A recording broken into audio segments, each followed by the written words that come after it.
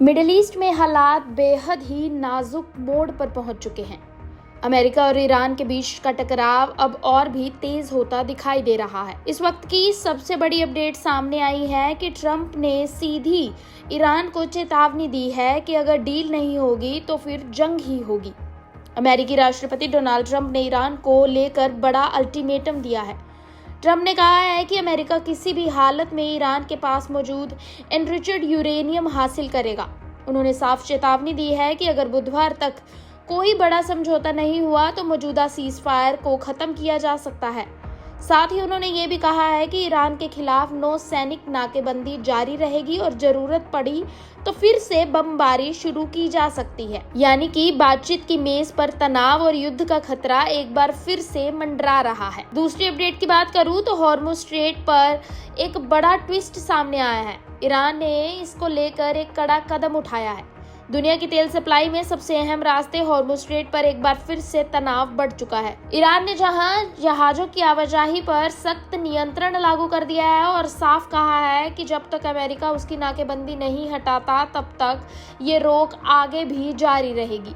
Iran की सैन्य कमान ने दावा किया है कि स्ट्रेट अब पूरी तरह उनके नियंत्रण में है। हालांकि कुछ रिपोर्ट्स के मुताबिक सीमित आवाजाही अभी भी जारी है, लेकिन डर का माहौल बना हुआ है और कई जहाज जोखिम लेने से बच रहे हैं। अगर ये रास्ता पूरी तरह से बंद होता है तो दुनिया भर में तेल और ईंधन की कीमतों पर बड़ा असर दिखाई दे सकता है। अगली अपडेट की बात करूं तो सीज फायर के बावजूद सख्ती बढ़ी हुई है। इजराइल ने भी अपना रुख बरकरार रखा है। इजराइल और लेबनान के बीच सीज फायर लागू जरूर हुआ है, लेकिन जमीन पर तनाव अभी भी खत्म नहीं हुआ है।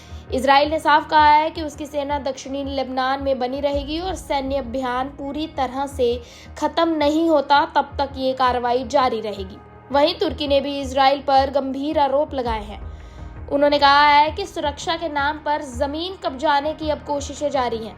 दूसरी तरफ सीज फायर के बाद लेबनान में हजारों लोग अपने घर लौट रहे हैं, लेकिन हालात अभी भी पूरी तरह से सामान्य नहीं हुए हैं। अगली अपडेट की बात करूं तो ईरान से जुड़ी हुई है, जहां ईरान ने दावा किया है कि विदेशी नेटवर्क ध्वस्त हो चुके हैं। एयर स्पेस धीरे धीरे खुल रहा है।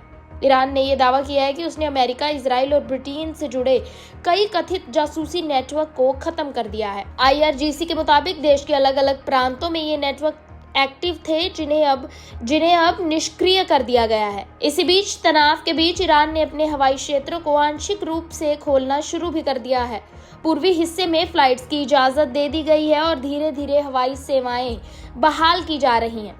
यानी एक तरफ सुरक्षा कार्रवाई तेज है तो दूसरी तरफ सामान्य हालात भी लौटने की कोशिश कर रहे हैं। तो मिडिल ईस्ट में हालात अभी फिलहाल जटिल बने हुए हैं। एक तरफ अल्टीमेटम, दूसरी तरफ जवाबी कार्रवाई और बीच में दुनिया की अर्थव्यवस्था पर मंडरा रहा खतरा।